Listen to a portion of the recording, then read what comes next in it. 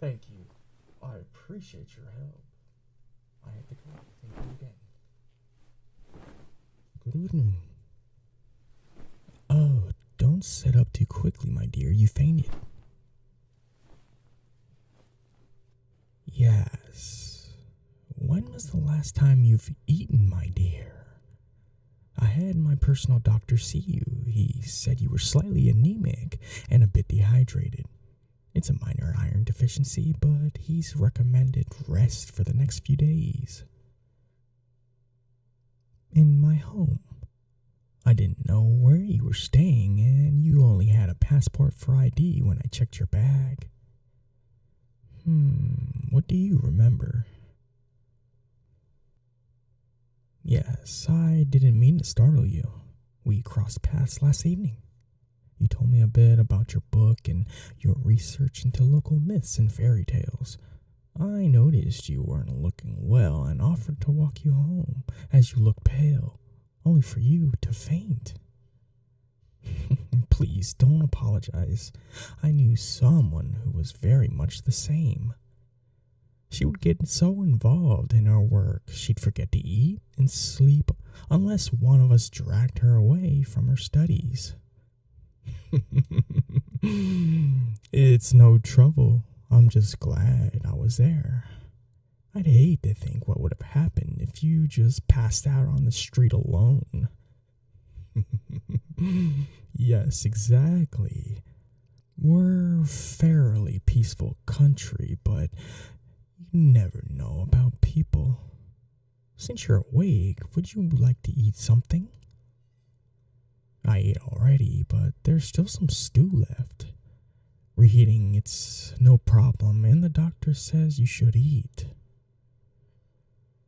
Alright, I'll be right back. Until then, I collected all your belongings. I think I got all your papers, but you may wish to look through them just to make sure.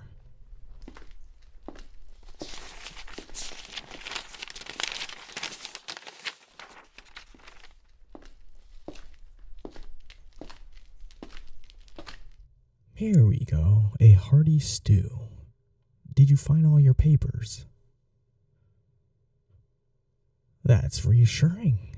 I was a bit worried about you at the time, but I would have still felt bad if I had lost any of your work, especially since you only fainted because of all the effort you put in. There we go. These lab trays are so handy. Oh, be mindful, it is hot. You're very welcome. While I'd say there's no need to worry about paying me back, I expect you may be much more like my old friend. So in exchange for my help, I'd like to know more about your book. What sort of tales you've looked for to put in these ones, and perhaps I can help with your research. I have a vast library, and some of the books are quite old. It's possible you may be able to find some stories that can't be found in your library. I suppose that would also count as helping you, but it would be a delight to see some of our old stories be brought back to life with a new hand. I'm nothing if not a patriot. We are a small country, but we have a long history and have survived many difficult times. Oh, my apologies. I guess I get a little carried away sometimes. Well then, thank you for not being offended by my moment of distraction. Is it good? Well, I may not be a cook, but it's reassuring to know my microwave skills are up to standard. Oh goodness, no. If I made something to eat, I'd likely poison you and myself somehow in the process. No, I have a housekeeper who tends to meals and manages the manor. Yes, we're at my family's home. The Manor della Rosa d'Ore. We're just outside in the city proper. I'm sorry, did I not mention this before? You're right. How could I forget something so important?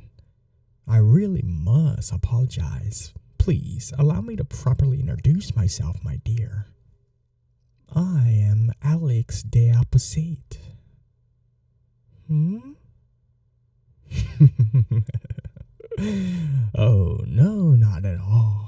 I may come from an old house, but really, it just comes with a lot of obligations and bills.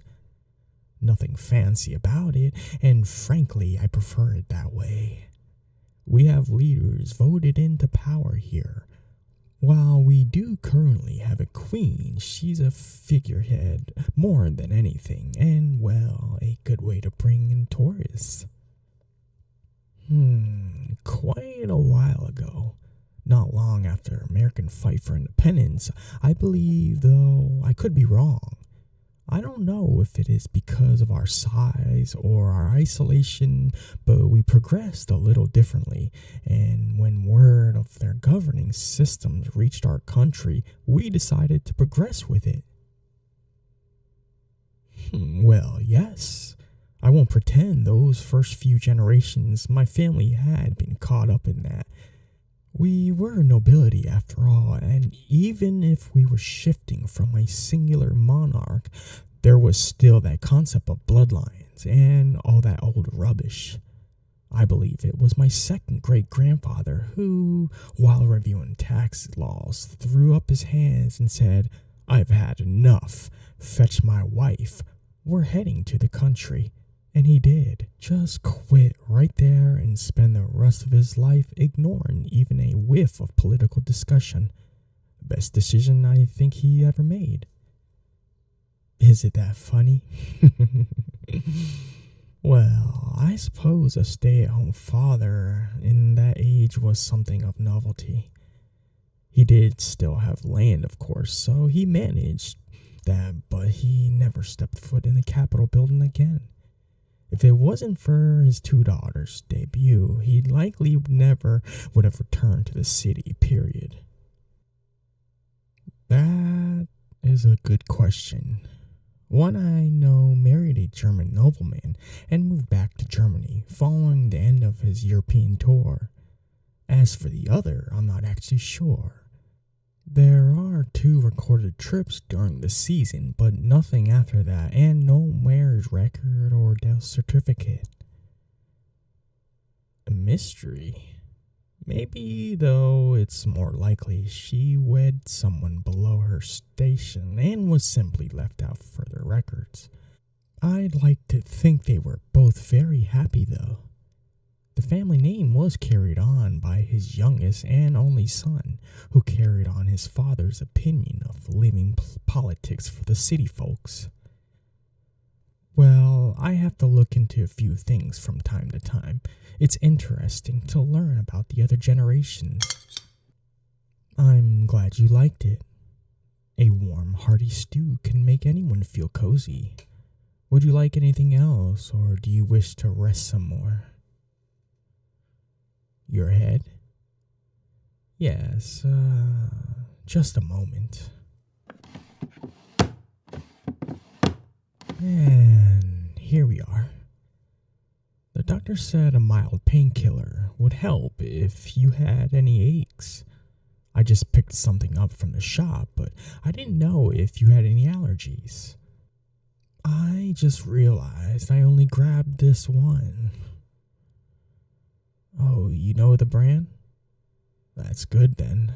It says you can take up to 2 at a time. Oh, only half? Alright. Here you are, and a glass of water. Try to drink that whole glass if you can manage it. Remember, dehydration was another concern the doctor had, so it would probably be good to drink up if we want to keep him happy. Oh, yes, he can be quite terrifying if you don't follow his orders to the letter. I remember when I took a nasty fall and hurt my leg badly.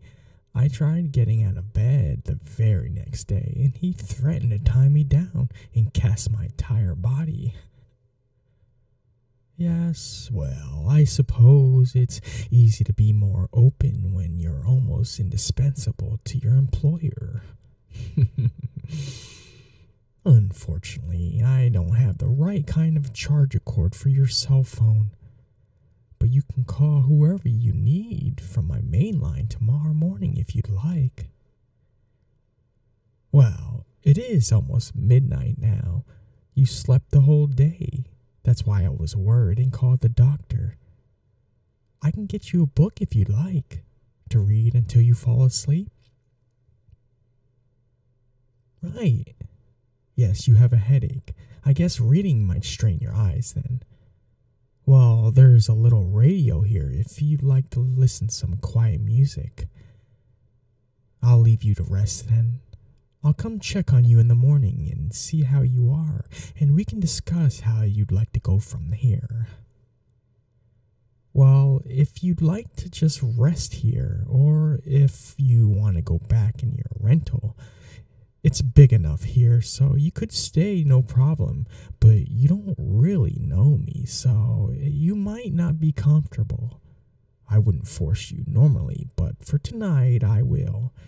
Simply because you're in a state to be anywhere but in my bed sleeping and recovering. You're welcome. Thank you for not getting mad at me for simply bringing you here. I barely heard a word of that, my dear. You're falling asleep. Just close your eyes and settle. We'll talk more in the morning. I promise you're safe and no trouble at all. I'm just happy to help. Happy to have you close to me once more.